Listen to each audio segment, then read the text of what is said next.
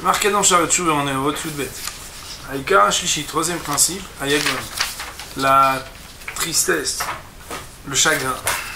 C'est quoi Ishtonen Kilyotav et Yershov? Qu'un homme soit désolé dans ses entrailles et qu'il pense Kamar Bara'at Mishe Ivraet Yotzro. Combien c'est grave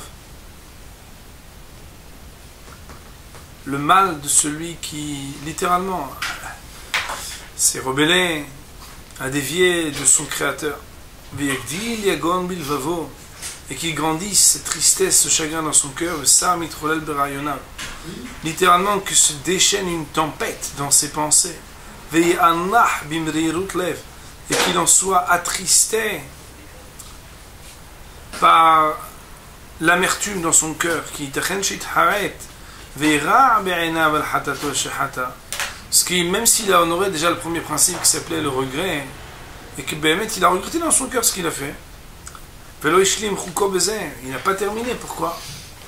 C'est pas parce qu'il a regretté ce qu'il a fait qu'il a terminé. Même si quelqu'un il perd de l'argent, c'est dur pour l'homme. Mais si la personne, non seulement elle a perdu de l'argent, mais elle a perdu d'une manière dramatique, d'une manière qui n'est pas plaisante, d'une manière qui est... Je sais pas, par exemple, la personne elle s'est fait dérober, la personne elle s'est fait... Je sais rien, moi, barminan, cambriolé, a arraché son... Alors, nafsho alav teva, il aura quelque chose qui portera un deuil avec lui. Ça sera dur pour lui, il sera triste. Il aura une amertume particulière. Ça veut dire que l'important, c'est pas seulement de se dire, bon, ben, j'ai fait une faute, ça veut dire j'ai perdu quelque chose, je le récupère. Non. C'est qu'à côté de ça, il y a aussi une tristesse. C'est que on se rend compte à qui on s'adresse. On se rend compte qu'est-ce que signifie cet acte.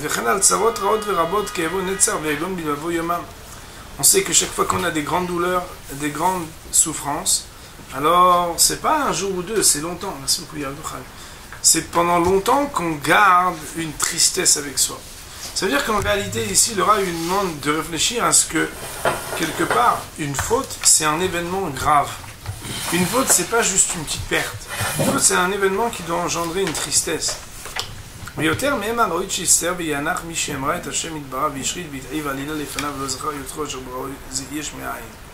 C'est déjà vis-à-vis de nos biens, vis-à-vis de notre comportement, vis-à-vis de nos pertes, quand même on prend conscience et qu'on essaie de se refaire.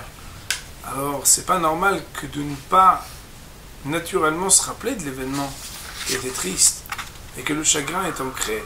Alors, en particulier, quand il s'agit de quelque chose qu'on a fait contre un Kadosh Baruch Hu, la faute, c'est un événement qui a aussi une incidence dans le chagrin qu'il engendre. Chesed Asaïmo, que je vous lui, il a créé Yesh Me'ayin, de rien du tout, et que Behemet, il a fait avec lui une bonté, V'yadut Ancheu Bechol Et, V'notzer Nafsho Bechol Rega, que je vous à chaque instant, il redonne la régénérescence de la Neshama.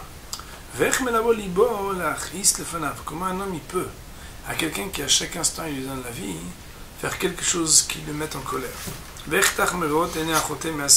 Comment c'est possible qu'un homme il ne voit pas, il ne réfléchisse pas?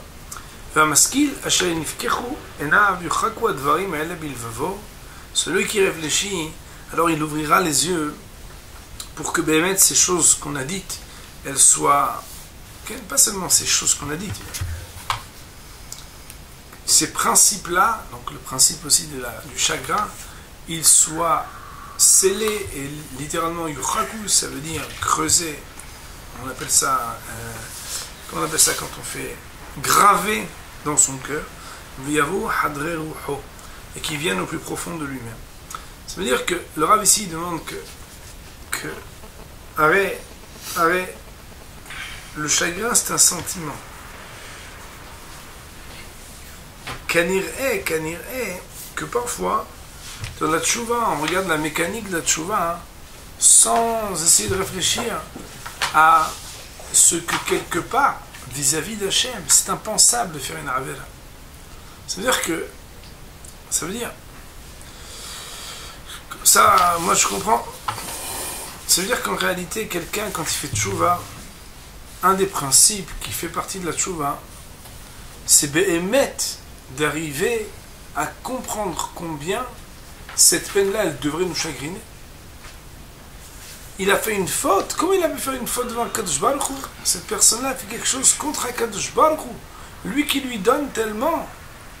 Cela ne l'amène pas seulement à un regret de dire j'aurais pas dû faire cela, ou au fait d'abandonner la faute. Non. Cela doit s'accompagner d'un chagrin.